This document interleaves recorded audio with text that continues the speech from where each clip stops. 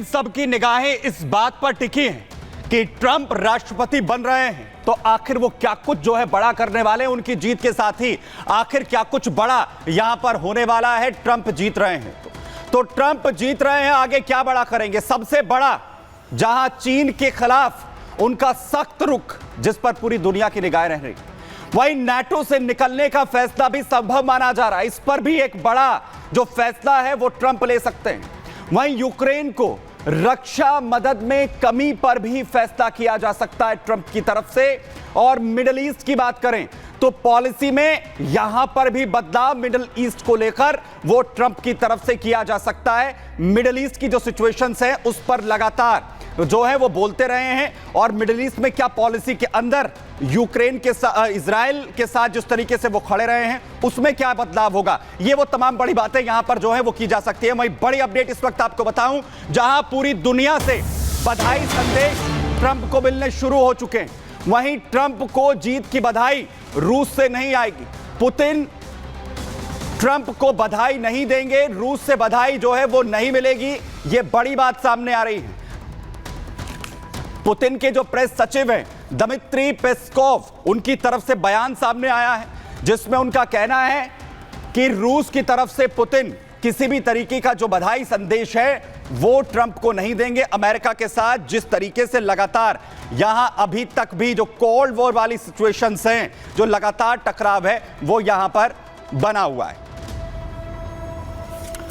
लेकिन middle east को लेकर बार बार ट्रंप ने बड़ी बातें कही हैं। मिडिल ईस्ट में आखिर क्या असर यहां पर हो सकता है, क्या असर होगा ट्रंप के आने के बाद मिडिल ईस्ट पर, जरा वो आपको यहां पर बताता हूं। देखिए, दरअसल मिडिल ईस्ट में ट्रंप की जीत के बाद क्या असर होने वाला है, उसमें सबसे बड़ा असर ईरान पर, जहां शिकंजा कसने के ट्रंप हमेशा से हिमायती रहे हैं।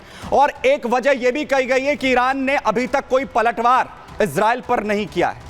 वहीं ईरान के परमाणु ठिकानों पर अटैक के ट्रंप सपोर्टर रहे हैं। वो बार बार कहते रहे कि परमाणु संपन्न देश ईरान को नहीं बनने देंगे। वहीं हमास और हिजबुल्लाह पर नेतन्याहू के एक्शन का भी वो लगातार समर्थन यहां पर करते रहे हैं।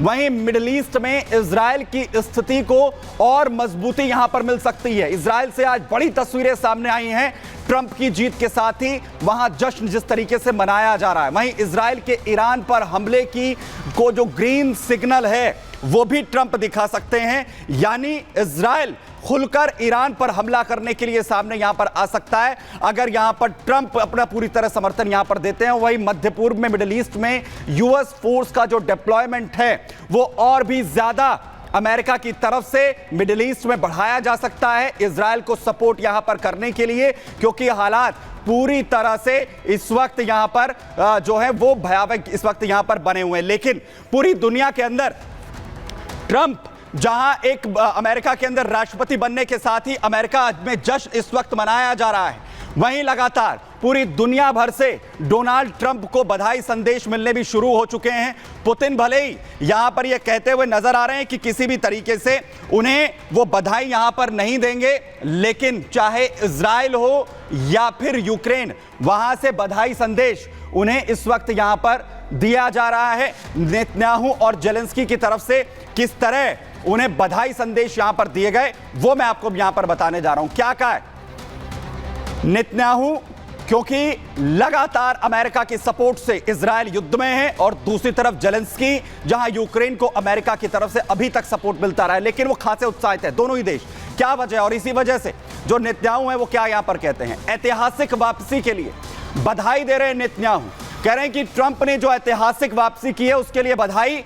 रूस और इजराइल के संबंधों में ट्रंप के राष्ट्रपति बनने के साथ और ज्यादा मजबूती यहां पर आएगी, इसका जिक्र नेतन्याहू यहां पर करते हैं। वहीं जेलेंस्की जो है यूक्रेन से बधाई देते हैं ट्रंप को और ट्रंप को कहते हैं कि ट्रंप को राष्ट्रपति पद पर जीत के लिए बधाई और ट्रंप के दृष्टिकोण से यूक्रेन में शांति संभव होगी, इसकी उम्मीद भी जेलेंस्की करते नजर आते हैं। वो कहते हैं कि ट्रंप के नेतृत्व में अमेरिका भी और ज्यादा मजबूत होगा और ये वही शब्द हैं जो सबसे पहले आते हुए ट्रंप ने दोहराए।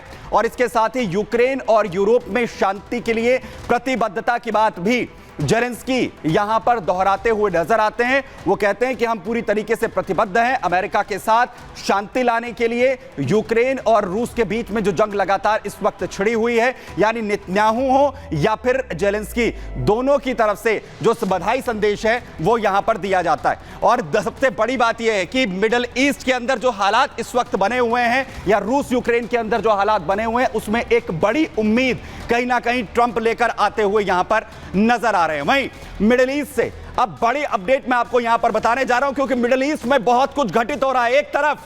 एक तरफ अमेरिका में चुनाव हुए, डोनाल्ड ट्रंप की तस्वीर सामने आई, और वहीं बड़ा फैसला नेतन्याहू की तरफ से यहां पर ले लिया जाता है। योव गैलेंट रक्षा मंत्री इजराइल के, उन्हें बाहर का रास्ता जो है वो दिखा देते हैं नेतन्याहू।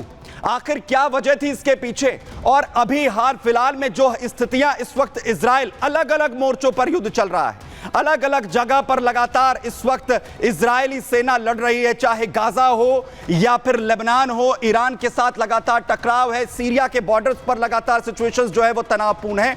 और इन हालात के बीच में योआव गैलेंट को बाहर का रास्ता जो है वो दिखा देते हैं। और सबसे बड़ी बात, अभी तक जो योआव गैलेंट कंधे से कंधा मिलाकर लगातार बेंजामिन नेतन्याहू के चलते रहे हैं, बड़ी से बड़ी सीक्रेट मीटिंग्स हो, हर जगह पर नेतन्याहू के साथ योआव गैलेंट रक्षा मंत्री रहे, बड़े बड़े फैसलों में जो है वो नेतन्याहू के साथ नजर आए हैं। लेकिन अब कहा जा रहा है कि दोनों के संबंधों के बीच जो है वो कमी देखने को मिली, जिसकी वजह से यह फैसला नेतन्याहू की तरफ से लिया गया है। लेकिन इसके पीछे वजह क्या वजह है कि नेतन्याहू जब कहते हुए नजर आते हैं कि भरोसे में कमी यहां पर हुई है, भरोसे में कमी आई है, और इसके पीछे योआव गैलेंट को बाहर का रास्ता जो है वो दिखाया गया। नेतन्याहू ने जो उनके ऑफिस से बड़ी बातें सामने आई हैं वो मैं आपको यहां पर बताने जा रहा हूं। दरअसल युद्ध के बीच इजरायली प्रधानमंत्री नेतन्याहू ये बड़ा कदम यहां पर लेते हैं, योआव गैलेंट को वो पद से हटा देते हैं। नेतन्याहू ने रक्षा मंत्री योआव गैलेंट, जिन्हें वो अचानक से बर्खास्त कर देते हैं, उनके पद से हटा देते हैं। और इस फैसले के पीछे प्रधानमंत्री नेतन्याहू ने तर्क भी दिया, इसके पीछे वजह भी उनके ऑफिस की तरफ से बताई गई। इजरायली पीएम नेतन्याहू के दफ्तर से एक बयान सामने आता है जिसमें इसके पीछे वजह बताई जाती है उनके और गैलेंट के बीच में विश्वास संकट पनपने की, जिसमें कहा जाता है कि दोनों के बीच में अविश्वास लगातार बढ़ रहा है, और इसी वजह से हमास हो या हिजबुल्लाह, इस युद्ध में जो इजराइल लड़ रहा है उसमें लगातार दिक्कतें पेश आ रही थी। वहीं नेतन्याहू ने रक्षा मंत्री योआव गैलेंट को ऐसे समय में बर्खास्त किया है जब अलग अलग मोर्चों पर युद्ध चल रहा है, जब इजराइल एक साथ कई मोर्चों पर इस वक्त युद्ध के मैदान में है, और उसमें एक बड़ी कड़ी योआव गैलेंट थे। वहीं गाजा और लेबनान में जंग हो, जबकि ईरान से सीधे टकराव के हालात लगातार बने हुए हैं, वार पलटवार एक के बाद एक हो रहा है। वहीं नेतन्याहू ने इजराइल कोट्स को जो नया रक्षा मंत्री है वो बनाया है, नई जिम्मेदारी यहां पर जो है रक्षा मंत्री के तौर पर इजराइल कोट्स को दी गई है, यानी योआव गैलेंट जो है अब रक्षा मंत्री यहां पर नहीं रहेंगे। लेकिन जो तस्वीरें सामने आई इजराइल से, योआव गैलेंट को जैसे ही नेतन्याहू ने अपने पद से हटाया, रक्षा मंत्री के पद से हटे, तो लोगों में नाराजगी भी देखने को मिली।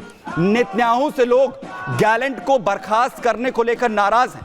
तेल अवीव से ये तस्वीरें सामने आई हैं जहां लोग सड़कों पर उतरे, विरोध अपना दर्ज यहां पर करवाया गया है।